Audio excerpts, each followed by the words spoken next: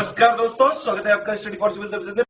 देखिए, study for civil services के छात्र हैं तो ये वाला टेलीग्राम जरूर ज्वाइन करके रखिए। यूट्यूब चैनल में हमारे साथ है तो भी ये वाला टेलीग्राम ज्वाइन करना बहुत ज्यादा जरूरी है। सारे नोटिफिकेशन, सारे अपडेट, सारे मोस्ट इंपोर्टेंट पिक्स, सारा रिवीजन सब कुछ यहाँ पे बताया जाता है। देखिए, ये हमारा एससीएस डेली क्विज चैनल है, इसमें डेली क्विज होती है, बिल्कुल फ्री में, इसको जरूर ज्वाइन कर लीजिएगा। ये हमारा इंस्टाग्राम का पेज है, इसको जरूर फॉलो कर लीजिएगा। Study for civil dot services करके अगर आप इंस्टाग्राम में सर्च करेंगे तो आपको मिल जाएगा। वीडियो के डिस्क्रिप्शन में इसकी लिंक दी हुई। इसमें आप स्टोरी सेक्शन जरूर देखते रहा करिए, प्लस इसमें हाईलाइट्स आते रहते हैं और प्लस पोस्ट आती रहती है, इनको जरूर फॉलो करते रहिए। Greetings everyone. इस सीरीज में हम लोग UPPSC mains answer writing practice कर रहे हैं और ये इस सीरीज का हमारा 7th लेक्चर है। तो चलिए अब हम आज के क्वेश्चंस को शुरू करते हैं और हमारा पहला क्वेश्चन जो है वो है पेपर नंबर 1 से। और क्वेश्चन है, discuss the factors that influence the formation of ocean currents. How does ocean currents affect the global climate.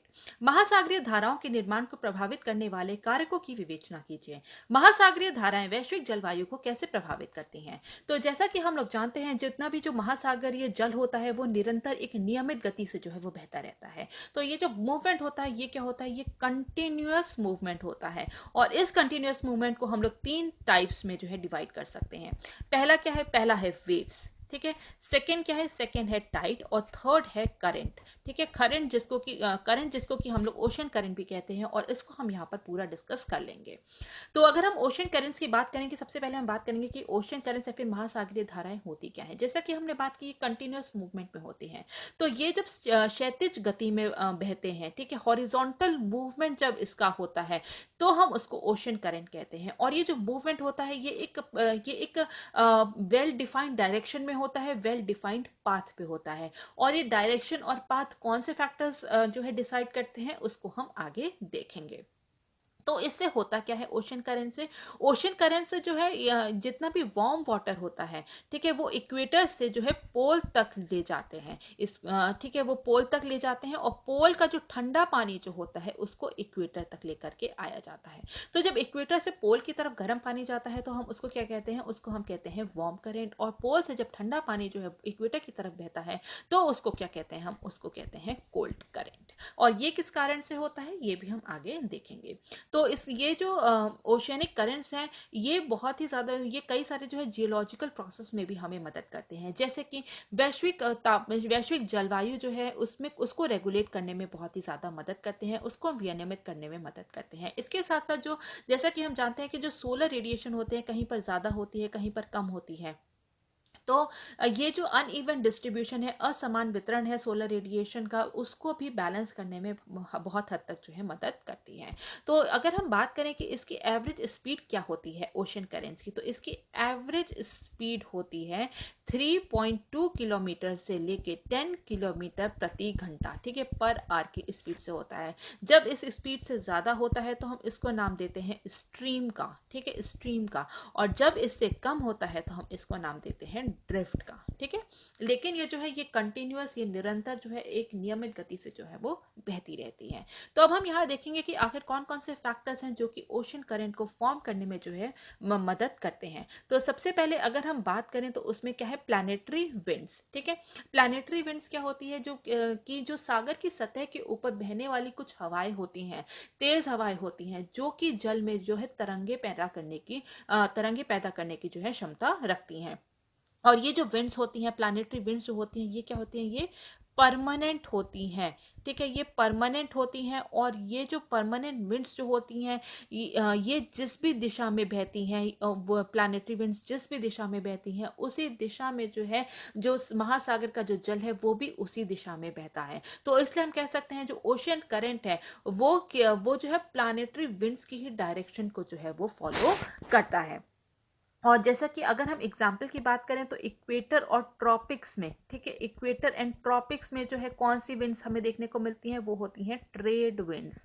और टेम्परेट रीजन में जो है वेस्टर्लीज हमें देखने को मिलती हैं। तो यहाँ पर जिस भी दिशा में ये परमानेंट विंड जो है मूव हो रही हैं उसी दिशा में यहाँ का जो महासागर का जल है वो उसी दिशा में जो है मूव होता है। इसका सबसे बड़ा एग्जाम्पल अगर हम बात करें तो वो क्या है, नॉर्थ इंडियन ओशियन में।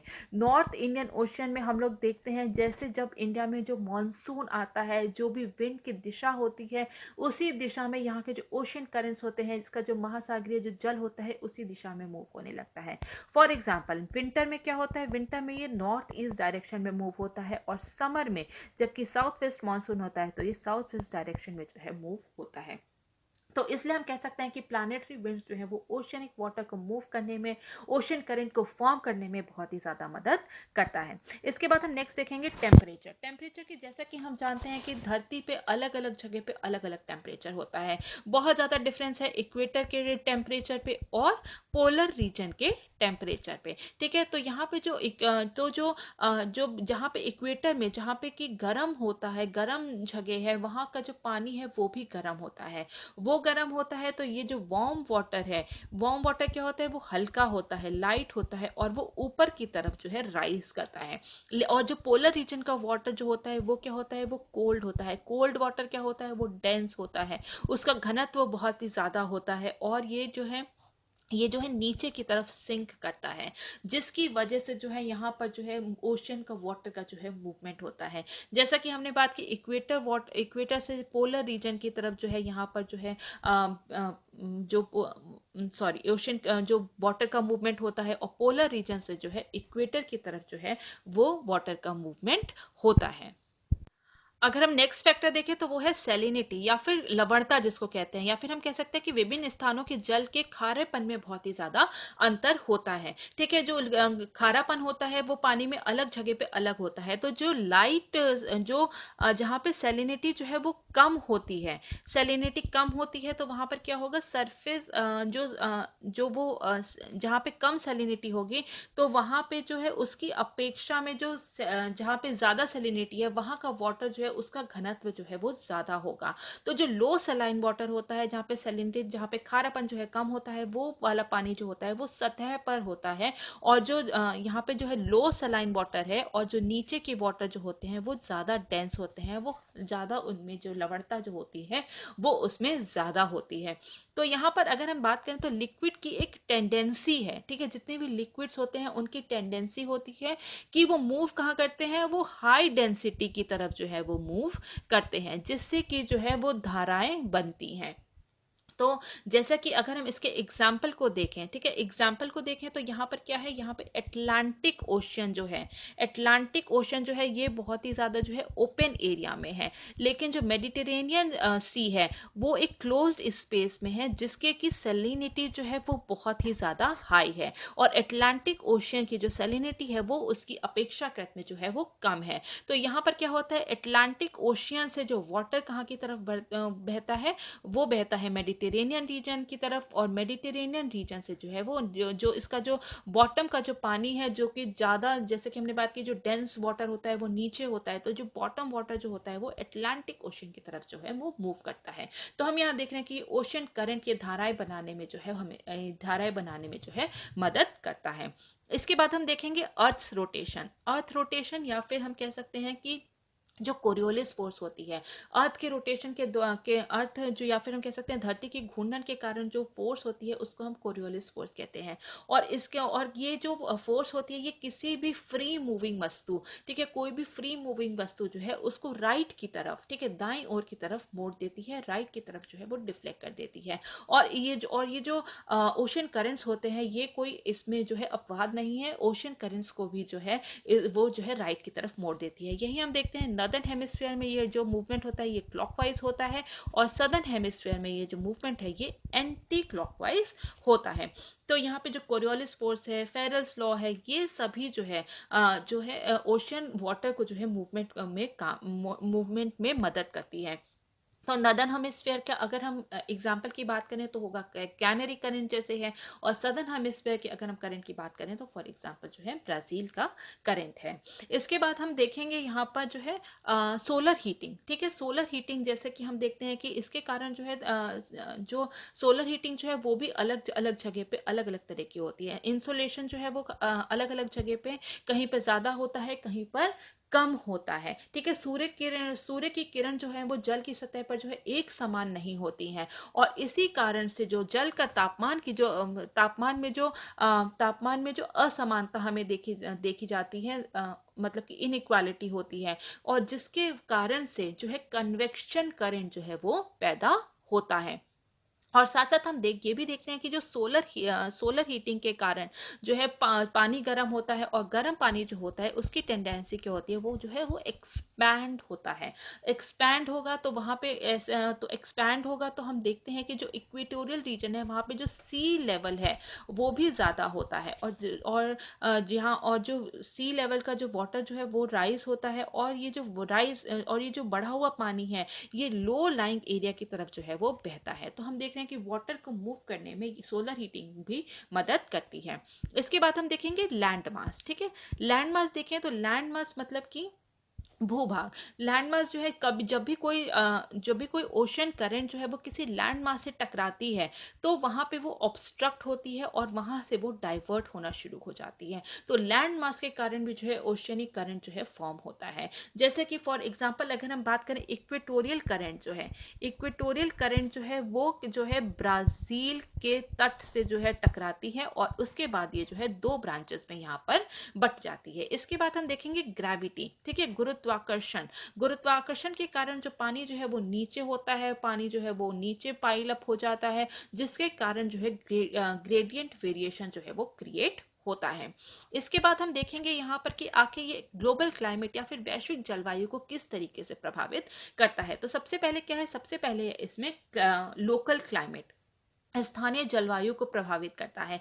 जो वार्म करंट के जो आसपास के एरियाज होते हैं वहाँ पे जो है वार्मर एरियाज, वहाँ पे जो है गर्मी को लेकर आते हैं, और जो कोल्ड करंट के आसपास के एरिया होते हैं वहाँ पर जो है ठंडी देखी जाती है। तो इस तरीके से हम कह सकते हैं कि लोकल क्लाइमेट स्थानीय जलवायु को बहुत ज़्यादा इफेक्ट करते हैं। एग्जाम्पल के तौर पर अगर हम देखें, ठीक है, एग्जाम्पल में देखें तो या नॉर्थ अटलांटिक ड्रिफ्ट जो है, नॉर्थ अटलांटिक ड्रिफ्ट, ठीक है, नॉर्थ अटलांटिक ड्रिफ्ट जो है वो नॉर्थ सी मतलब कि जो वेस्टर्न कोस्ट ऑफ यूरोप है उसको वार्म रखने में मदद करता है, जो कि बहुत ही ज्यादा अनयूजुअल है इतने हाई लैटिट्यूड पे। लेकिन नॉर्थ अटलांटिक ड्रिफ्ट की वजह से जो वेस्ट कोस्ट ऑफ यूरोप है वो जो है वो गर्म रहता है। इसी के साथ साथ अगर हम अगला एग्जांपल देखें तो वो है कुरोशियो करंट का। ठीक है, कुरोशियो करंट का, जो कि नॉर्थ पैसिफिक ओशन में है, और यहाँ पर जो है अलास्का के कोस्ट को ये आइस फ्री रखने में मदद करता है जाड़े में। ठीक है, जब भी विंटर सीजन होता है।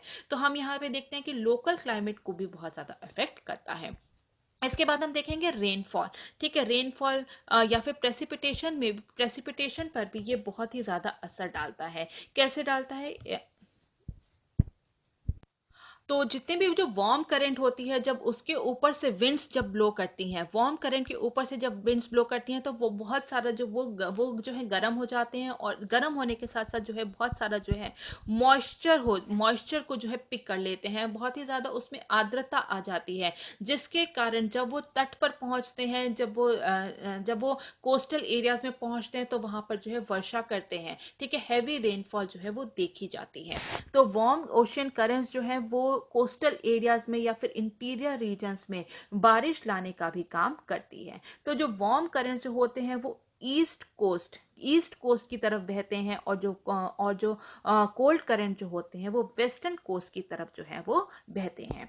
तो इसकी बात हम देखेंगे डेजर्ट फॉर्मेशन, मरुस्थल निर्माण में भी बहुत ही ज्यादा हमें मदद मिलती है। ये जो ओशन करंट्स जो है डेजर्ट फॉर्मेशन में भी जो है बहुत बड़े इनका भी हाथ है। जैसे कि फॉर एग्जांपल जो पेरू करंट है, ठीक है, पेरू करंट जो है जो कि साउथ ईस्ट पैसिफिक ओशन में है, ये जो है यहाँ पे अटकामा डेजर्ट में जो है बहुत ही उसको फॉर्म करने में बहुत ही ज़्यादा मदद करता है। और ये जो है अटकामा डेजर्ट जो है ये एक तरीके मतलब हम कह सकते हैं कि सबसे ड्राइएस्ट डेजर्ट है। ठीक है, तो यहाँ पे जो कोल्ड करंट होता है वो बहुत ही ज़्यादा ड्राई होता है, तो यहाँ पे अटकामा डेजर्ट में जो ड्राइएस्ट है, एरिडिटी जो है शुष्क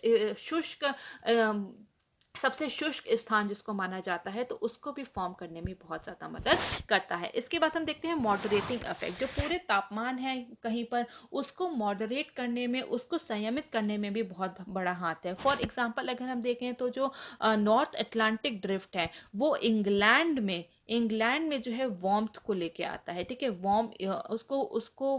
उसके वहाँ के क्लाइमेट को वार्म करता है, और यही कैनरी जो एक कोल्ड करंट है वो स्पेन और पोर्टुगल में जो है एक कूलिंग इफेक्ट लेकर के आता है। तो यहाँ पे जो है संयमित प्रभाव, इसका मॉडरेटिंग इफेक्ट भी हमें देखने को मिलता है। इसके बाद हम देखते हैं ट्रॉपिकल साइक्लोन। ठीक है, ट्रॉपिकल साइक्लोन जो होता है, वार्म वाटर जो होता है ट्रॉपिक रीजन में, उनकी वजह से जो है ट्रॉपिकल साइक्लोन भी आते हैं। तो यहाँ पर हम कह सकते हैं कि ये जो वार्म की जो ओशन करेंट्स हैं, ठीक है, इनके बिना, ठीक है, अगर ओशन करेंट्स नहीं होते तो जैसा कि हमने बात की थी कि ये जो है बैलेंस करता है टेम्परेचर को, तो एक्सट्रीम वेदर कंडीशन हमें देखने को मिलती है ओशन करेंट्स के बिना। इक्वेटर जो है वो बहुत ही ज़्यादा हॉट होता ओशन करेंट्स के बिना, और जो एक पोलर रीजन है वो बहुत ही हमें वहाँ पे बहुत ही ज़्यादा ठंड होती है, वहाँ पे वो जो है एक फ्रिजिड जोन की रूप में हमें देखने को मिलता। लेकिन ओशन करेंट्स की वजह से जो है एक हमें एक मॉडरेटिंग इफेक्ट देखने को मिलता है, एक पूरे जो तापमान है उसमें बैलेंस देखने को मिलता है। ओशन टेम्परेचर, ओशन की करंट्स जो है वो टेम्परेचर को न्यूट्रलाइज करने का काम करती है, हम ये कह सकते हैं। और ये जो मरीन इकोसिस्टम है उसमें भी जो है उसमें भी जो ओशन करंट्स का बहुत बड़ा हाथ है। ये उसके वहाँ के हीट डिस्ट्रीब्यूशन, उसके ऑक्सीजन लेवल, उसका न्यूट्रिशन लेवल, उसका वाटर लेवल, ठीक है, इन सब को भी बहुत ही ज़्यादा जो है प्रभावित करती है। फिशिंग ग्राउंड को बहुत ज़्यादा प्रभावित करती है, जहाँ पे कि कोल्ड और वार्म करंट मिलते हैं, वहाँ पे जो है वो बहुत ही अच्छा जो है फिशिंग ग्राउंड होता है। वहाँ पे जो है फिशेस और प्लैंक्टन्स जो है वो बहुत ज़्यादा ग्रो करते हैं, जिसकी वजह से जो है इकोनॉमी पे भी प्रभाव पड़ता है। तो हम देखते हैं कि जो पूरा जो ओशन करंट है वो जो है हमें बैलेंस, जो टेम्परेचर को बैलेंस और न्यूट्रलाइज करने में मदद करता है। इसके बाद हम लोग नेक्स्ट क्वेश्चन देखेंगे जो कि है पेपर नंबर 2 से, और क्वेश्चन है, do you think sedition law needs to be scrapped as it is being misused widely? Analyse. क्या आपको लगता है कि राष्ट्रद्रोह कानून को खत्म करने की जरूरत है क्योंकि इसका व्यापक रूप से दुरुपयोग किया जा रहा है? इसका विश्लेषण करें। ठीक है, तो हम इस क्वेश्चन को यहाँ पर पूरा देख लेंगे। तो जो सेडिशन लॉ है ये सबसे पहले ओरिजिनली ड्राफ्ट किया था लॉर्ड मकॉले ने। ठीक है, लॉर्ड मकॉले ने इसको जो है ओरिजिनली ड्राफ्ट किया था 1837 में, और लेकिन जो है 1860 में जो जब आईपीसी बनाया गया था तो इसमें जो है सेडिशन लॉ को शामिल नहीं किया गया था। और लेकिन जो है 1870 में जेम्स स्टीफन ने, ठीक है, जेम्स स्टीफन ने आईपीसी में इसको 124A सेक्शन 124A के अंतर्गत जो है इसको शामिल कर लिया था सेडिशन लॉ को। तो सेडिशन लॉ है क्या? ठीक है, व्हाट इज सेडिशन? देशद्रोह या राजद्रोह क्या है? तो इसमें अगर हम बात करें तो जब भी कोई व्यक्ति अपने शब्दों से, चाहे वो मौखिक रूप से हो चाहे वो लिखित रूप से हो, रिटन हो या ओरल हो, किसी भी साइंस के द्वारा या फिर दृश्य प्रतिनिधित्व से या किसी भी और तरीके से लोगों में घृणा या अवमानना का प्रयास करता है, या भारत में कानून द्वारा जो स्थापित सरकार है, जो लीगल गवर्नमेंट है, उसके प्रति असंतोष भड़काने का प्रयास करता है, तो उसे राजद्रोही का आरोपी माना जाता है। ठीक है, तो या कोई भी व्यक्ति या ये जैसे कि कोई भी इंडिविजुअल है किसी भी देश विरोधी, ठीक है, किसी भी एंटी नेशनल ऑर्गेनाइजेशन के साथ अगर एसोसिएट होता है या उसका सपोर्ट करता है तो उस पर भी जो है देशद्रोह या राजद्रोह का जो है के खिलाफ जो है उसका जो उसको बुक किया जा सकता है। तो ये जो सेडिशन लॉ है ये जो सेडिशन है ये एक नॉन बेलेबल ऑफेंस है, ये एक गैर जमानती अपराध है। और 1973 में इसे एक कॉग्निजिबल ऑफेंस भी बना दिया गया था। ठीक है, कॉग्निजिबल ऑफेंस बना दिया गया था, मतलब कि इसमें जो है किसी भी व्यक्ति को जो है अरेस्ट किया जा सकता है बिना वारंट के। ठीक है, तो इसको जो है बहुत ही व्यापक तरीके से जो है इसको जो है यूज किया जा रहा है। जैसे कि हम देखते हैं कि 2010 में केवल 10 केसेस जो थे सेडिशन के थे, लेकिन 2019 में, ठीक है, 2019 में ये बढ़ के जो है 93 केसेस जो है सेडिशन के अगेंस्ट जो है बुक किए गए, जिसमें से 96 लोगों को जो है यहाँ पर गिरफ्तार किया गया था, अरेस्ट किया गया था। तो ये जो इसमें अगर हम देखें तो पनिशमेंट का क्या प्रावधान है, तो इसके अंतर्गत जो है 3 साल या फिर लाइफ टर्म तक के लिए जो है कारावास दी जा सकती है, और इसमें जो है फाइन लग भी सकता है और नहीं भी लग सकता है, विद एंड विदाउट फाइन। तो इसके बाद हम देखेंगे कि यहाँ पर जो है कौन कौन से आर्ग्यूमेंट्स हैं जो कि ये कहते हैं कि जो सेक्शन 124 है सेडिशन लॉ है वो उसको अभी भी होना चाहिए। ठीक है, तो इसमें अगर हम देखें तो सबसे पहले क्या है, वो ये जो है प्रोटेक्ट नेशनल गवर्नमेंट को प्रोटेक्ट करने के लिए बहुत ही ज़रूरी है, राष्ट्र सरकार की रक्षा करता है। जो लीगल गवर्नमेंट है उसको किसी भी प्रकार की हिंसा या अवैध तरीके से, इलीगल मीन से उखाड़ फेंकने से बचाता है। किसी भी राज्य की स्टेबिलिटी के लिए ज़रूरी है कि वहाँ पे लीगल गवर्नमेंट है। तो लीगल गवर्नमेंट की प्रोटेक्शन के लिए, ताकि उसको किसी भी अवैध तरीके, इलीगल मीन से जो है उखाड़ न फेंका जा सके, उसके लिए सेडिशन लॉ जो है वो ज़रूरी है। सेकेंड हम बात करेंगे threat to unity and integrity of India. Bharat की एकता और अखंडता के लिए खतरा है। ठीक है, क्यों? क्योंकि यहाँ पे कई जगह हमने देखा है जो माओइस्ट हैं, ठीक है, माओइस्ट जो है वहाँ पे वो पैरेलल गवर्नमेंट उन्होंने फॉर्म की हुई है।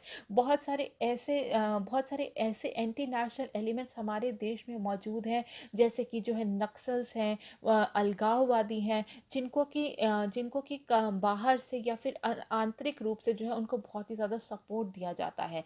तो ये हमारी जो है यूनिटी और इंटेग्रिटी, भारत की एकता और अखंडता के लिए बहुत ही ज्यादा खतरा है। तो इंडिया की एकता, अखंडता को बचाए रखने के लिए जो सेडिशन लॉ जो है वो बहुत ही ज्यादा जरूरी है। इसके बाद हम देखेंगे combat Naxals, anti national, terrorist etcetera. तो राष्ट्र विरोधी एलिमेंट्स जो है, पृथकतावादी जो है और आतंकवादी तत्वों से प्रभावकारी ढंग से निपटने के लिए भी ये कानून जो है, इस कानून की जो है बहुत ही ज़्यादा ज़रूरत है। इसके बाद हम देखेंगे आर्टिकल 19, इसमें 2 होगा, ठीक है। आर्टिकल 19(2) जो है कई प्रतिबंधों के साथ आता है, कम्स विद सेवरल रिस्ट्रिक्शन। जैसे कि हम देखते हैं कि जो आर्टिकल 19(1)(a) है, उसमें जो बात की गई है, freedom of speech and expression की बात की गई है। लेकिन जो 19(2) है, ठीक है, आर्टिकल 19(2) जो है, इसमें बहुत सारे जो है इसमें कई तरीके से इस राइट पर जो है रोक लगाई गई है। जैसे कि हम देखते हैं कि उसमें यहाँ पे कुछ एक्सेप्शंस दिए हैं कि ऐसा कोई भी बयान जो है वो नहीं दिया जा सकता है जो देश की जो है सोवरेनिटी, ठीक है, सोवरेनिटी या फिर हम कह सकते हैं संप्रभुता, सुरक्षा, सिक्योरिटी, पब्लिक ऑर्डर, नैतिकता, इंटीग्रिटी के अगेंस्ट हो। तो यहाँ पर जो है इसके लिए जो है यहाँ पे बहुत सारे जो है प्रतिबंध भी लगाए गए हैं। इसके बाद हम देखते हैं कंटेम्प्ट ऑफ गवर्नमेंट, ठीक है। कंटेम्प्ट ऑफ गवर्नमेंट में है कि यदि अदालत की अवमानना के लिए पनिशमेंट का प्रावधान है, तो गवर्नमेंट की अवमानना के लिए भी कार्यवाही होनी चाहिए। इसके बाद हम देखेंगे कि interference of the supreme court, ठीक है, सुप्रीम कोर्ट का दखल, सुप्रीम कोर्ट जो है इसमें सेडिशन लॉ के अगेंस्ट जो है बहुत ही ज़्यादा एक्टिव हो गया है। और ये जो है ये खुद से जो है इसने बहुत सारे गाइडलाइंस दिए हैं, और उन्होंने बोला है कि यह जो कानून है ये कोर्ट द्वारा तय किए गए आधार पर ही लागू किया जा सकता है। तो यहाँ पर जो है बहुत सारे जो हैं यहाँ पे जो सुप्रीम कोर्ट जिस पे जो भी कानून बनाएगी उसी के अगेंस्ट जो है इसका यूज़ किया जाएगा। A law should not be scrapped only on the ground of misuse. केवल दुरुपयोग के आधार पर किसी भी कानून को ख़त्म नहीं करना चाहिए, उसके इम्प्लीमेंटेशन पे हमें और ज़्यादा जोर देना चाहिए। हमें देखना चाहिए कि उसका जो है सही ढंग से इम्प्लीमेंट हो रहा है कि नहीं हो रहा है। ये नहीं कि अगर मिसयूज़ हो रहा है तो उस कानून को ख़त्म ही कर दिया जाए। तो अब हम देखेंगे कि देशद्रोह कानून को क्यों ख़त्म किया जाना चाहिए, ठीक है। Why sedition law should be ended. तो सबसे पहले हम देखेंगे कि अगेंस्ट डेमोक्रेसी, लोकतंत्र, ठीक है, डेमोक्रेटिक प्रिंसिपल के खिलाफ है, किसी भी लोकतंत्र के लिए अनुपयुक्त है। जो हम लोकतंत्र में सबसे ज़्यादा क्या इम्पोर्टेंट है कि लोगों की जो freedom of speech and expression जो है या किसी भी डेमोक्रेसी में, वो बहुत ही ज़्यादा इम्पॉर्टेंट है। लेकिन इस फ्रीडम को जो है कर्टेल किया जा रहा है सेडिशन के नाम पे। तो यहाँ पे इसलिए ज़रूरी है कि पूरे सेडिशन लॉ को स्क्रैप किया जाए। सेकेंड हम देखते हैं broad terms used under section 124 है। बहुत तरीके के जो हैं ब्रॉड टर्म्स यूज किए जा रहे हैं, जैसे कि डिसअफेक्शन, ठीक है, असंतोष। तो असंतोष है ये कहीं पर भी डिफाइन नहीं किया गया है। तो ये जितने भी इन्वेस्टिगेटिंग ऑफिसर्स होते हैं वो अपनी मनमानी तरीके से अपने डिस्क्रिशन पे इसको यूज करते हैं। तो और जो लोग हैं उनके खिलाफ जो है इसका जो यूज किया जाता है, आर्बिट्रेरी, मनमाने ढंग से इसको यूज किया जा रहा है।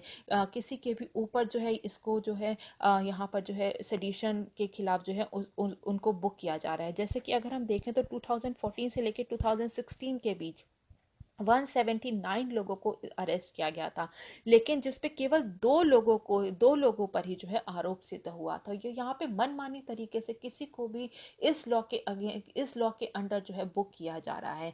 तमिलनाडु में जो कुदानकुलम गांव है, वहां पे पूरे गांव के खिलाफ जो है सेडिशन लॉ लगा दिया गया था, क्योंकि उन्होंने वहां पे न्यूक्लियर यूनिट को के सेटअप पे जो है वहां पे स्टैब्लिश किया जा था, जिसके खिलाफ उन्होंने आवाज उठाई थी। तो पूरे गांव के ऊपर ही जो है सेडिशन लॉ लगा दिया गया था। ऐसे ही झारखंड में अगर हम देखें 2024 में उन्होंने जो वहां के जो ट्राइबल से उन्होंने अपने रीलोकेशन को लेकर उस पर आवाज उठाई थी, जिसके खिलाफ जो है वहां के ट्राइबल्स पर भी, जो आदिवासी हैं उन पर भी जो है सेडिशन लॉ लगा दिया गया था। तो यहाँ पे इसका मन माने तरीके से जो है इसका यूज किया जा रहा है। Used against press and media, press और मीडिया के खिलाफ जो है यहाँ पर यूज किया जा रहा है। अगर कोई भी जो है मीडिया पर्सन है, अगर वो पॉलिटिकल डिसेंट शो करता है, या फिर जो गवर्नमेंट की पॉलिसीज हैं, या फिर उसके उनके जो काम करने के तरीके हैं उस पर अगर आवाज उठाता है या सवाल उठाता है, तो उसको भी जो है बुक कर दिया जाता है सेडिशन लॉ के अंतर्गत। और 2020 में ऐसा देखा गया कि 67 जर्नलिस्ट पर जो है सेडिशन लॉ जो है अप्लाई किया गया था। तो हम देखते हैं कि इसको मन माने ढंग से जो है यूज किया जा रहा है लोगों के खिलाफ, मीडिया के खिलाफ, प्रेस के खिलाफ। प्रेस जिसको कि डेमोक्रेसी का फोर्थ पिलर माना जाता है, उसकी अगर आवाज को दबाया जाएगा तो फिर तो मतलब कि डेमोक्रेटिक प्रिंसिपल्स के बिल्कुल ही अगेंस्ट है ये। इसके बाद हम देखते हैं कि अदर एक्ट्स, बहुत सारे कई ऐसे अन्य अधिनियम भी जो है पहले से मौजूद हैं, तो हमें सेडिशन लॉ की जरूरत ही नहीं है। जैसे कि गैर कानूनी गतिविधि रोकथाम अधिनियम, ठीक है, अनलॉफुल एक्टिविटीज प्रिवेंशन एक्ट है, आईपीसी है, ये पहले से ही मौजूद है। तो हमें अलग से सेक्शन 124A की जरूरत नहीं है। हम इसी से जो है जितने भी गैर कानूनी तत्व हैं उनको जो है इसके अंडर ही बुक कर सकते हैं। इसके बाद हम देखते हैं अगेंस्ट इंडियाज इंटरनेशनल कमिटमेंट, ठीक है, जो भारत के अंतर्राष्ट्रीय प्रतिबद्धता के विरुद्ध है। जैसे कि अगर हम देखें तो 1979 में इंडिया ने रेटिफाई किया था international convention on civil and political rights, ठीक है, नागरिक और राजनीतिक अधिकारों पर अंतर्राष्ट्रीय वाचा पर इंडिया ने रेटिफाई किया था। और ये जो है इसमें एक बात कही गई थी कि जो भी freedom of speech and expression है उसको जो है प्रोटेक्ट करने की बात की गई थी। तो अगर मनमानी ढंग से सेडिशन लॉ को अप्लाई किया जाएगा, सेडिशन लॉ के अंदर जो है लोगों को बुक कर दिया जाएगा, तो ये जो है इंटरनेशनल कमिटमेंट जो है इंडिया का, उसके वो भी जो है वो टूट जाएगा। इसके बाद एक और आता है इसमें कि ये जो है ये एक आर्केइक लॉ है, ठीक है, बहुत ही पुराना लॉ है, जिसको कि ब्रिटिशर्स ने बनाया था ताकि जितने भी हमारे फ्रीडम फाइटर्स हैं वो उनके खिलाफ जो है बोल ना सके, जिसके अंतर्गत जो है महात्मा गांधी, बाल गंगाधर तिलक, इन सबको जो है बुक किया गया था सेडिशन लॉ के अंदर। लेकिन अब ब्रिटिशर्स जो हैं उन्होंने खुद ही अपनी कंट्री में जो है ये रिपील कर दिया है, उनके यहाँ पे भी ऐसा कोई एक्ट नहीं है। तो क्या ज़रूरत है हमारे देश में ऐसे एक्ट लगाने की जो कि ब्रिटिशर्स की देन है, ब्रिटिश काल में जिसको कि लाया गया था। एक डेमोक्रेसी के लिए ज़रूरी है कि यहाँ पे freedom of speech and expression होना चाहिए। इसके बाद हम देखेंगे कि बहुत सारी ऐसे इंस्टीट्यूशंस हैं, उनका क्या कहना है पूरे इस लॉ पर। तो सबसे पहले यहाँ पर हम बात करेंगे लॉ कमीशन की, ठीक है, लॉ कमीशन ऑफ इंडिया, मतलब कि यहाँ पे जो विधि आयोग जो है उसने बहुत सारी रिकमेंडेशन दी थी, ठीक है। 1968 में लॉ कमीशन ने एकदम ही डिनाई कर दिया था कि इसको एंड करने की जरूरत नहीं है, सेडिशन लॉ को खत्म करने की जरूरत नहीं है। लेकिन 1971 में विधि आयोग ने कहा है कि इसके दायरे बढ़ाने की ज़रूरत है, ताकि हम कॉन्स्टिट्यूशन को, जुडिशरी को, लेजिस्लेशन को प्रोटेक्ट करने के लिए जो है पूरे सेडिशन लॉ के दायरे को बढ़ाने की ज़रूरत है। लेकिन 2018 में लॉ कमीशन ने फिर से ये कहा है कि सेक्शन 24 पर पुनर्विचार करना चाहिए और इसको खत्म कर देना चाहिए। इसके अंतर्गत केवल उन्हीं को अपराध उन्हीं उन्हीं अपराधियों को जो है बुक करना चाहिए जो कि किसी भी तरीके की हिंसा को भड़काते हैं या फिर अवैध साधनों से सरकार को उखाड़ फेंकने के इरादे से कोई भी काम किया जाता है। तो इसमें कुछ जो है यहाँ पे कुछ ही इसके एलिमेंट्स को जो है वहाँ पे रखना चाहिए, बाकी जो है पूरा जो एक्ट है उसको रिपील कर देना चाहिए। सुप्रीम कोर्ट क्या कहता है? सुप्रीम कोर्ट ने Kedarnath versus state of Bihar में क्या कहा था? उन्होंने कहा था कि उन्होंने इस लॉ को अपहेल्ड किया था और उन्होंने बोला था कि किसी भी सरकार को बचाने के लिए, प्रोटेक्ट करने के लिए ये जो पूरा लॉ है ये बहुत ही ज़्यादा ज़रूरी है। लेकिन केवल उसी जगह पर ये कानून जो है लागू किया जाना चाहिए जहाँ पे कि वॉयलेंस को भड़काया जा रहा है या फिर पब्लिक ऑर्डर, पब्लिक पीस को डिस्टर्ब किया जा रहा है। अदरवाइज जो है इस लॉ को जो है केवल मतलब इन्हीं इन्हीं चीज़ पे जो है यहाँ पे जो है इनको लागू करना चाहिए। मेनका गांधी केस में जो है यहाँ पे एक बहुत ही बैलेंस जजमेंट दिया था सुप्रीम कोर्ट ने। उन्होंने कहा था कि गवर्नमेंट को क्रिटिसाइज करना और एक जनरल ओपिनियन अगर फॉर्म करता है जो कि लोगों को भड़काता नहीं है, कोई भी वायलेंस नहीं क्रिएट करता है, किसी भी प्रकार की जो है किसी भी प्रकार से सरकार को उखाड़ फेंकने की इंटेंशन नहीं है, तो ये फ्रीडम ऑफ स्पीच के अंतर्गत आता है। ठीक है, तो गवर्नमेंट को क्रिटिसाइज किया जा सकता है, एक जनरल ओपिनियन भी फॉर्म किया जा सकता है और ये लोगों की एक फ्रीडम ऑफ स्पीच और एक्सप्रेशन के अंतर्गत जो है आता है। और हाल ही में जो है यहाँ पे अभी जो है सुप्रीम कोर्ट ने कहा था कि इस पूरे लॉ को, जो बहुत ही पुराना जो लॉ है, इसको रिपील कर देना चाहिए। ये हाल ही में जो ये न्यू स्टैंस आया है सुप्रीम कोर्ट का। तो हम आगे क्या देख सकते हैं इसमें? ठीक है, सबसे पहले हम देख सकते हैं कि narrow down the definition of sedition.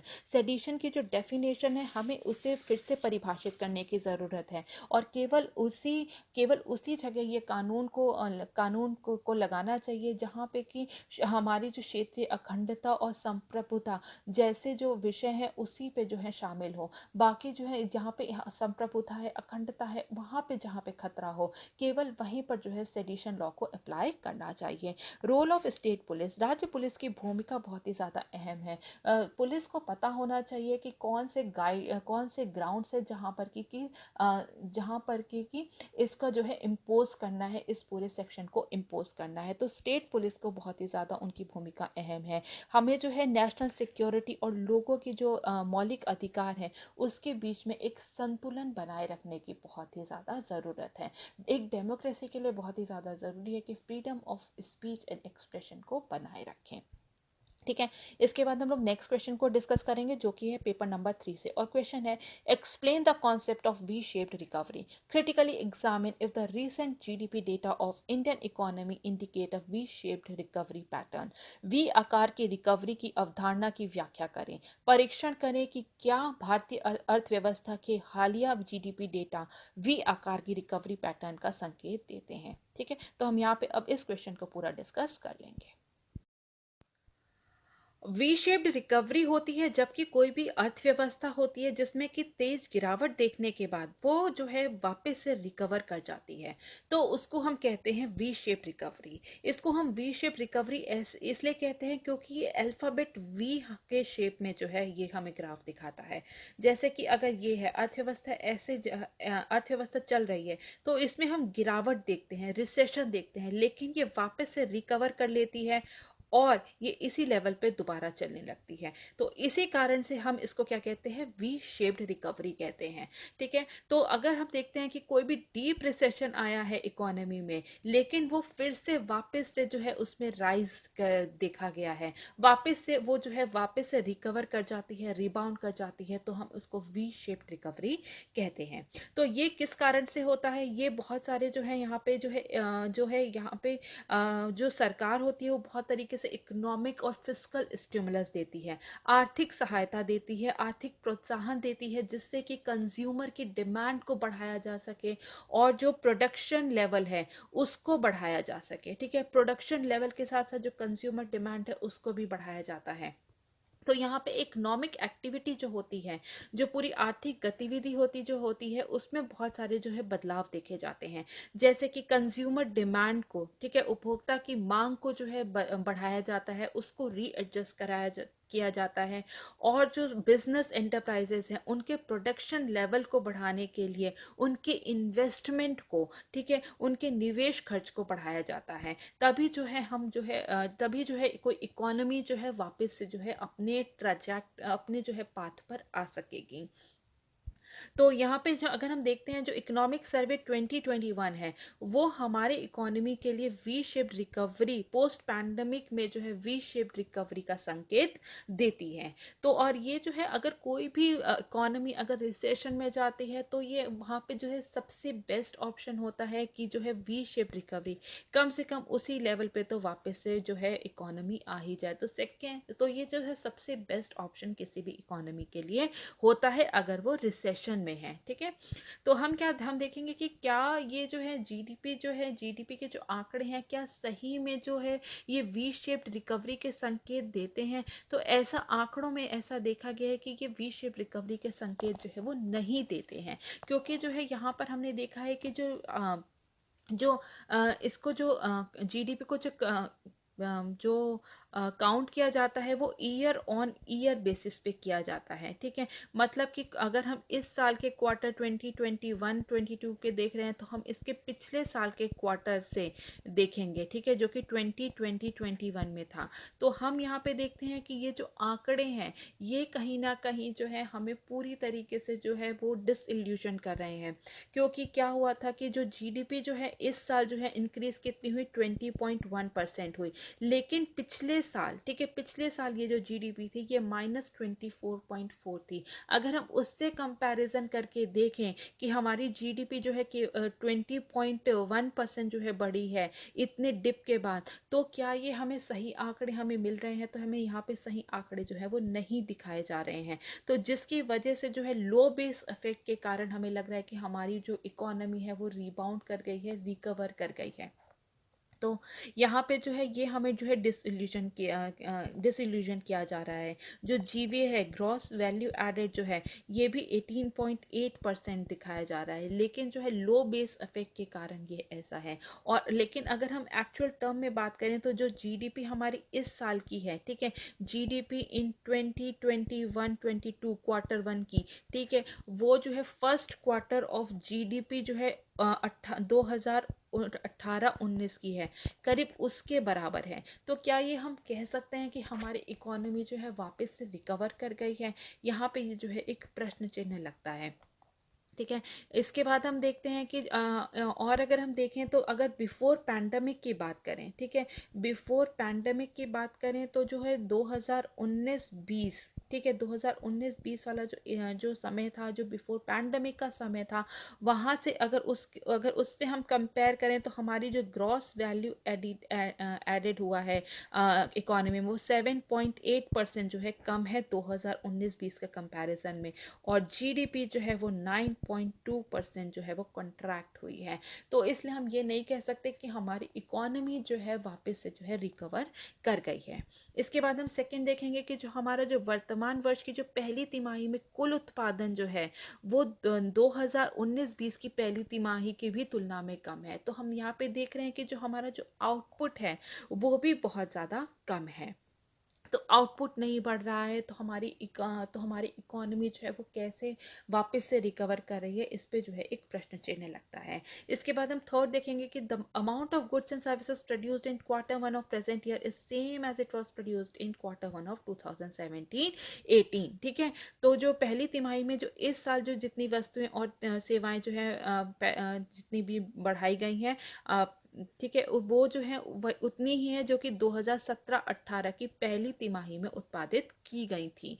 इसके बाद हम देखते हैं कि जो जीडीपी और जीवीए जो है यहाँ पे परसेंटेज टर्म में दिया जा रहा है, लेकिन हमें एब्सोल्यूट फिगर की ज़रूरत है अगर हमें क्लियर पिक्चर देखना है कि हमारी इकोनॉमी रिकवर कर रही है, हमारी इकोनॉमी रिबाउंड करी है कि नहीं करी है। नेक्स्ट हम देखेंगे जो प्राइवेट डिमांड है वो भी बहुत ज़्यादा जो है स्लो हुई है। लोगों के इनकम पे जो है बहुत ज़्यादा इफेक्ट देखा गया है, जिससे कि जो उनकी प्राइवेट डिमांड जो है वो बहुत ज़्यादा कम हुई है। और प्राइवेट डिमांड जो है वो इस हद तक गिरी है कि जितने कि जो कि हमारी 2017-18 में जो हमारी डिमांड थी उस लेवल की जो है हमारी डिमांड आज भी है। तो ये जो है हमारी इकोनॉमी कहीं से भी ये नहीं दर्शाते कि हम लोग रिकवर कर रहे हैं, क्योंकि लोगों की डिमांड नहीं हो रही, लोगों के पास इनकम नहीं आ रही, तो उनका जो कंजम्पशन लेवल जो है वो भी बहुत ज़्यादा कम है। तो ये दर्शाता है कि जो सेकेंड वेव है लॉकडाउन का, ठीक है, सेकेंड वेव है कोविड-19 का, पूरे लॉकडाउन का, उसने दिखाता है कि जो हाउस होल्ड की जो हाउस होल्ड इनकम को भी बहुत ज़्यादा अफेक्ट किया है। ठीक है, इसके बाद हम देखेंगे कि यहाँ पर कि जो record number of applicant seeking employment under MNREGA, MNREGA के तहत रोजगार चाहने वाले आवेदकों की भी रिकॉर्ड संख्या देखी गई है।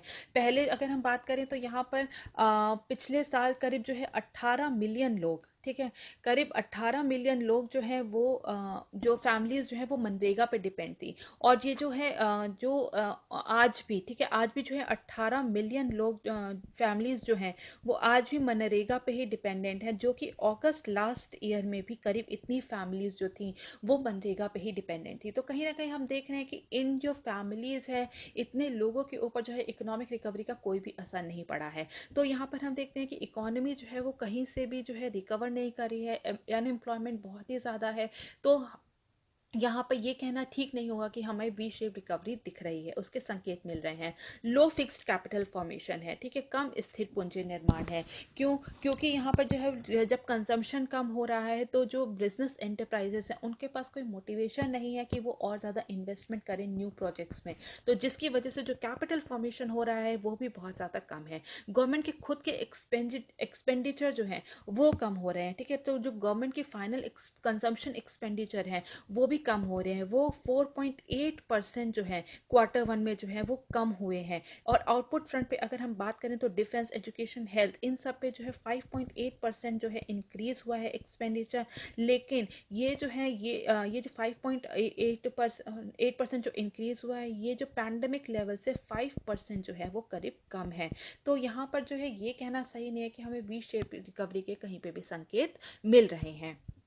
इसके बाद हम देखेंगे कि लेकिन यहाँ पे जो है बहुत सारे ऐसे भी जो है कई पैरामीटर्स है जहाँ पे भारतीय अर्थव्यवस्था में सुधार देखा जा सकता है। जैसे कि पिछले वर्ष के कुछ तुलना में कुछ क्षेत्र ऐसे भी हैं जिन्होंने बेटर परफॉर्म किया है, जिन्होंने जो है जहाँ पे कि हमने देखा है कि उन्होंने अच्छा प्रदर्शन किया है। जैसे कि एग्रीकल्चर, ठीक है, agriculture and allied activities, forestry, fishing, इन सब में, ठीक है, यहाँ पे हम देखते हैं कि 2021-22 में यहाँ पे जो है 4.5% की बढ़ोतरी देखी गई है, और जो कि 2020-21 में जो है केवल विद 3.5% की बढ़ोतरी थी। तो यहाँ पर हम देख रहे हैं कि जो एग्रीकल्चर है, अलाइड एक्टिविटीज़ है, फॉरेस्ट्री है, फिशिंग है, उसने बेहतर प्रदर्शन किया है। इलेक्ट्रिसिटी एंड अदर यूटिलिटीज़, ठीक है, इलेक्ट्रिसिटी है, बिजली है, गैस है, वाटर सप्लाई है, अदर यूटिलिटी सर्विसेज हैं, इसमें भी जो है पिछले साल की तुलना में देखते हैं कि 14.3% का जो है इंक्रीज़ हुआ है। और जो है इस साल जो है 14.3% का इंक्रीज़ हुआ है, जो कि प्री पैंडेमिक लेवल से बहुत ही ज़्यादा ऊपर है। कंस्ट्रक्शन सेक्टर में, मैन्युफैक्चरिंग सेक्टर में, इन सब जगह हमने देखा है कि ये भी जो है, ये सारे सेक्टर्स जो हैं वो भी बढ़ रहे हैं। जैसे कि जीवीए, यहाँ की जो कंस्ट्रक्शन सेक्टर के जो जीवीए है वो 68.3% बढ़ी है, ठीक है, कंस्ट्रक्शन सेक्टर में जो है 68.3% जो है जीवीए बढ़ा है। और मैन्युफैक्चरिंग सेक्टर में 49.6% जो है जीवीए की बढ़ोतरी देखी गई है। तो यहाँ पे कुछ सेक्टर्स ऐसे हैं जहाँ पे कि हमें बढ़ोतरी भी देखने को मिल रही है। हायर रेट ऑफ वैक्सीनेशन, ठीक है, टीकाकरण की उच्च दर, ठीक है, वैक्सीनेशन का हायर रेट के कारण जो हमारी जो सेकेंड वेव के बाद जो हमारी जो वापस से जो इकोनॉमिक एक्टिविटीज़ थी उसको हमें जो है जल्दी से जो है शुरू करने में जो है मदद मिली है। मैन्युफैक्चरिंग यूनिट्स को वापस से जो है जल्दी शुरू कर दिया गया था, तो जिसकी वजह से जो है इसका जो पूरा जो पूरा जो पैंडेमिक का जो असर है जो हमने देखा था फर्स्ट लॉकडाउन के बाद, वो कहीं ना कहीं हमें कम दिख रहा है। आरबीआई ने लो इंटरेस्ट रेट रखा है, आरबीआई की कम ब्याज दर है, उसकी जो इजी मनी पॉलिसी है उसके कारण जो है यहाँ पे कंज्यूमर की डिमांड्स को बढ़ाया जा सकता है, इंटरेस्ट रेट को कम किया गया है, कंज्यूमर की डिमांड्स को बढ़ाया जा सकता है। जो बिजनेस एंटरप्राइजेस हैं उनके भी इन्वेस्टमेंट को भी जो है बढ़ाने की कोशिश की जा रही है, ताकि हम इकोनॉमी को वापस से जो है उसके ट्रैक पर लेकर आ सकें। तो इसके लिए हमें क्या क्या करना होगा, क्या क्या वे फॉरवर्ड है, आगे का रास्ता क्या है। ठीक है, तो हमें सबसे पहले क्या करना पड़ेगा, हमें जितनी भी लेबर इंटेंसिव इंडस्ट्रीज हैं, श्रम प्रधान उद्योग हैं, उनको बढ़ावा देने की ज़रूरत है। जैसे कि लेदर गुड्स इंडस्ट्री हो गई, हैंडलूम इंडस्ट्री हो गई, उनको हमें बढ़ावा देने की ज़रूरत है, ताकि जो है लोगों को एम्प्लॉयमेंट मिले। लोगों को एम्प्लॉयमेंट मिलेगा तो ऑब्वियसली डिमांड बढ़ेगी, डिमांड बढ़ेगी तो यहाँ पे जो है इकोनॉमी जो है हमारी ग्रो करेगी। उपभोक्ता की मांग बढ़ाए जाने की ज़रूरत है, क्योंकि लोगों के पास हाथ में पैसा होना बहुत ज़रूरी है। हाउस होल्ड डिमांड जब तक नहीं बढ़ेगी तब तक जो है जितनी भी एंटरप्राइजेस हैं उनके पास जो है वापस से जो है प्रोडक्शन का जो है कोई भी प्रोडक्शन जो है वो नहीं करेंगी। तो उनके प्रोडक्शन को बढ़ाने के लिए जो है कंज्यूमर डिमांड को इंक्रीज करना भी बहुत ज़्यादा ज़रूरी है। निर्यात को बढ़ाए जाने की ज़रूरत है, ताकि जो है ताकि जो है हमारी जो है हम लोग हमारी इनकम भी हो, और साथ साथ जो है यहाँ पे जो एक्सपोर्ट इंडस्ट्रीज़ हैं उनमें जो है एम्प्लॉयमेंट को भी हम लोग क्रिएट कर सकें। इम्पेटस देने की ज़रूरत है, प्रोत्साहन देने की ज़रूरत है। जो मैन्युफैक्चरिंग इंडस्ट्रीज़ हैं, सर्विस सेक्टर्स हैं, उनको बहुत ही ज़्यादा जो है प्रोत्साहन देने की ज़रूरत है, क्योंकि ये हमारे जो ऐसे सेक्टर्स हैं जहाँ पे कि एम्प्लॉयमेंट रेट जो है वो बहुत ज़्यादा है, और ये हमारी कहीं ना कहीं पूरी इकोनॉमी को बढ़ाने में जो है बहुत ज़्यादा मदद करती हैं। बुनियादी ढांचे में निवेश करना बहुत ज़रूरी है, ताकि जो है हम जो है रैपिड डेवलपमेंट कर सकें, हम लोग वापस से जो है कंज्यूमर डिमांड बढ़ा सकें। उसके लिए इंफ्रास्ट्रक्चर में निवेश करना जो है वो बहुत ही ज़्यादा ज़रूरी है। ठीक है, सो इसके बाद हम नेक्स्ट क्वेश्चन को डिस्कस करेंगे, जो कि है पेपर नंबर 4 से। और क्वेश्चन है, what do you understand by probity in governance, also suggest measures to ensure probity in government. शासन में सत्यनिष्ठा से आप क्या समझते हैं, साथ ही सरकार में ईमानदारी सुनिश्चित करने के उपाय सुझाएं। ठीक है, तो प्रोबिटी क्या होता है? प्रोबिटी जो है ये एक लैटिन वर्ड से जो है इसका लिया गया है, जिसका की मतलब होता है गुड। ठीक है, जिसका मतलब होता है गुड। तो ये बताता है कि जो भी शासन है, गवर्नेंस है, उसमें जो है अच्छे, मजबूत और एथिकल वैल्यूज को जो है इनकलकेट करना, जैसे कि इंटीग्रिटी हो गई, नैतिक मूल्य जैसे कि अखंडता है, ईमानदारी है, जवाबदेही है। जितने भी पब्लिक सर्वेंट्स हैं, पब्लिक ऑफिसर्स हैं, पब्लिक अथॉरिटी हैं, उनमें ये जो है एथिकल वैल्यूज़ जो होनी बहुत ही ज़रूरी है। Good ethical values, good and strong ethical values होनी बहुत ही ज़्यादा ज़रूरी है। तभी जो है यहाँ पे जो है लोगों का हम लोग विश्वास जीत पाएंगे, और ये बहुत ही ज़रूरी है। प्रोबिटी जो है प्रोबिटी बहुत ही ज़्यादा ज़रूरी है देश में करप्शन को कंट्रोल करने के लिए। जो सरकार है उसको एफिशिएंट और इफेक्टिव मैनर से काम करने के लिए प्रोबिटी जो है, सत्यनिष्ठा जो है वो बहुत ही ज़्यादा ज़रूरी है। तो यहाँ पर जो है पूरे प्रोसीजर को, सिस्टम को, इंटेंशन को देखा जाता है, आउटकम को नहीं देखा जाता। ये देखा जाता है कि लोग की इंटेंशन क्या थी, प्रोसीजर क्या लिया है, प्रोसेस क्या लिया है, क्या वो सही था, प्रोसेस सही था, लोगों की इंटेंशन सही थी। आउटकम पे इतना ध्यान नहीं दिया जाता, लोगों की इंटेंशन पे, प्रोसेस पे, प्रोसीजर्स पे इसमें ज़्यादा ध्यान दिया जाता है। प्रोबिटी का केवल ये मतलब नहीं है कि करप्शन नहीं है। ठीक है, करप्शन ना होना कि जो है केवल या फिर कोई जो व्यक्ति है करप्शन से दूर रहता है, केवल यही प्रोबिटी का अर्थ नहीं है। पब्लिक लाइफ में अकाउंटेबिलिटी, ट्रांसपेरेंसी, इंटीग्रिटी, ये जो है ऐसे नैतिक मूल्य होना जो है बहुत ज़रूरी है प्रोबिटी को दर्शाने के लिए, प्रोबिटी को सुनिश्चित करने के लिए इन नैतिक मूल्यों का होना बहुत ही ज़रूरी है। जितने भी पब्लिक लाइफ है, पब्लिक ऑफिसर्स हैं, उनमें कंपैशन होना बहुत ही ज़रूरी है, दया की भावना होनी ज़रूरी है, करुणा होना बहुत ज़रूरी है। तभी जो है करुणा और कल्याण जैसे जो है नैतिक मूल्य जो है होना बहुत ही ज़्यादा ज़रूरी है, क्योंकि तभी जो है हमारा जो सोशो इकोनॉमिक डेवलपमेंट जो है वो हो सकेगा। ठीक है, सोशियो इकोनॉमिक डेवलपमेंट के लिए भी जो है प्रोबिटी जो है वो बहुत ही ज़्यादा ज़रूरी है। इसके बाद हम देखेंगे why probity is important. Probity जो है, सत्यनिष्ठा जो है क्यों महत्वपूर्ण है। सबसे पहले जो है वो भ्रष्टाचार से लड़ने के लिए, लोगों में जो है भ्रष्टाचार से लड़ने के लिए जो है ईमानदार होना बहुत ही ज़्यादा ज़रूरी है। अगर जो है कोई भी पब्लिक ऑफिसर जो है अगर वो ईमानदार है, पूरी सत्यनिष्ठा से, ऑनेस्टी से अपना काम करता है, तो जो हमें करप्शन की जो लड़ाई है, बहुत लंबी लड़ाई जो हम लड़ते आ रहे हैं, उसमें भी हमें मदद मिलेगी। जो गवर्नमेंट है, सरकार में विश्वास विकसित करती है। क्यों? क्योंकि जो सरकार में जो है, अगर पब्लिक ऑफिसर्स जो है अच्छे से काम करेंगे, अपनी पूरी ईमानदारी से काम करेंगे, तो लोगों का जो है सरकार पे विश्वास जो है और ज़्यादा बिल्डअप होगा। अकाउंटेबिलिटी को जो है, जवाबदेही को सुनिश्चित करता है। जो प्रोबिटी जो होती है वो जवाबदेही को भी सुनिश्चित करता है। कंप्लायंस, ठीक है, अनुपालन होता है। जितने भी प्रोसेस हैं, गवर्नमेंट प्रोसेस हैं, उनके कंप्लायंस के लिए जो है प्रोबिटी जो है वो बहुत ही ज़्यादा इंपॉर्टेंट है, कि जो हम लोग जो है पूरी सत्यनिष्ठा से, जितने भी गवर्नमेंट प्रोसेस है उसको हम सब पूरी सत्यनिष्ठा से, ईमानदारी से निभा पा रहे हैं कि नहीं। ऑप्टिमम यूटिलाइजेशन ऑफ रिसोर्सेज, संसाधनों का इष्टतम उपयोग के लिए भी जो है प्रोबिटी, ईमानदारी जो है वो बहुत ज़रूरी है, सत्यनिष्ठा बहुत ज़रूरी है। क्योंकि जो रिसोर्सेज है वो बहुत ही ज़्यादा लिमिटेड है। हर लोगों तक, मार्जिनल सेक्शंस तक कैसे पहुंचाई जाए, ये बहुत ही ज़्यादा ज़रूरी है, कि जो है पूरी सत्यनिष्ठा से काम होना चाहिए। क्योंकि इसका अगर सत्यनिष्ठा नहीं होगी, अगर लोगों में ईमानदारी नहीं होगी, सरकारी जो कर्मचारी हैं उनमें ईमानदारी नहीं होगी, तो इसका सबसे बुरा असर किस पे होता है, वो मार्जिनल सेक्शंस है, जो गरीब लोग हैं, जो इलिटरेट हैं, अशिक्षित लोग हैं, उन पर सबसे ज़्यादा जो है इसका बुरा असर देखा जाएगा। तो इंक्लूसिव ग्रोथ के लिए जो है बहुत ही ज़्यादा ज़रूरी है कि ऑप्टिमम यूटिलाइजेशन ऑफ रिसोर्सेज हों, और जिसके लिए कि ज़रूरी है कि जो भी पब्लिक ऑफिसर्स हैं उनका ईमानदार होना बहुत ही ज़्यादा ज़रूरी है। तभी जो है हम सोशियो इकोनॉमिक डेवलपमेंट जो है वो कर पाएंगे। सामाजिक आर्थिक विकास के लिए भी बहुत ज़्यादा ज़रूरी है, तभी जो हमारी इकोनॉमी जो है वो भी ग्रो कर पाएगी। इम्प्लीमेंटेशन ऑफ लॉ, कानून का कार्यान्वयन के लिए बहुत ही ज़्यादा ज़रूरी है। जो कानून है वो सबके लिए एक समान है, ये सुनिश्चित करना बहुत ही ज़रूरी है। और वो तभी सुनिश्चित किया जाएगा जबकि कोई भी जो काम जो है अपनी पूरी सत्यनिष्ठा और ईमानदारी से ही कर रहे हैं।